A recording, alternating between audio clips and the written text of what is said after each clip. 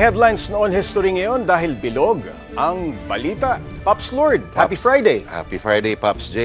500 taon ng Kristyanismo sa Pilipinas at lahat yan nagsimula sa misang ito na nangyari sa linggo ng pagkabuhay March 31, 1521 na pinamunuan ni Father Pedro de Valderrama at ang mga unang katutubong nabinyagan ay sila Raha Colambo ng Limasawa at si Raha Siago ng Butuan. Pero ang saktong lugar ng unang misa sa Pilipinas ay naging mainit na paksa ng debate na umuusok pa hanggang noong isang taon. Limasawa ba ba sa Southern Leyte o sa Butuan sa Agusan del Norte?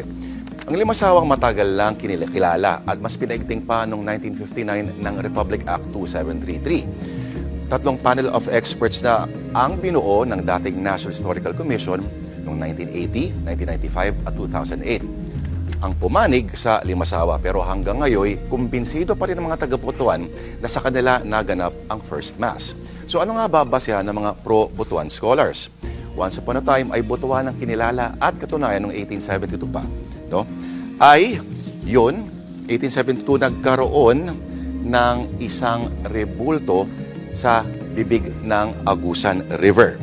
Noong 1600s kasi unang binanggit sa dalawang aklat ng mga Hiswita ang Butuan as site of the First Mass. Pero lumutang ang mga duda nang ma-publish ang kumpletong manuskrito ni Pigafetta noong 1894 at nang sinuri ang mga records si Francisco Albo, ang piloto ng isa sa mga barko ng ekspedisyon ni Magellan. Isa rin sa mga pinag-ugatan ng pagtatalo ang posibleng kalituan sa mga pangalang sinulat ni Pigafetta, ang Mazawa at ang Masao na pangalan ng isang lugar sa Butuan. Pati na rin kung totoo o panlilinang lang daw ang mga coordinates sa binanggit sa mga tala ng ekspedisyon. Noong 2018 ay muling binigyan ng pagkakataon ng National Historical Commission na muling dinggin ang argumento ng mga taga-Butuan. At Agosto ng isang taon, ang NHCP sa isang panel na pinumunuan ni Dr. Resil Mojares, ang National Artist for Literature, ay naglabas ng report na may hatol, Limasawa pa rin. At sa ika-4 pagkakataon, tablado pa rin ang Butuan.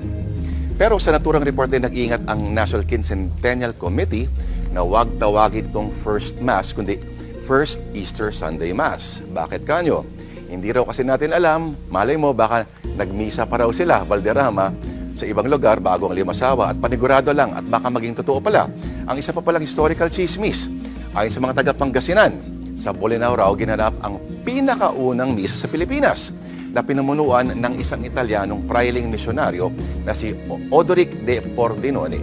Ang petsa, Pasko ng taong 1324, 197 years bago dumating si Magellan. Nako, Pops J, posibleng sakit na naman ang ulo yan kung may lumutang ng ebidensya. At yan ang mga headlines soon, history ngayon.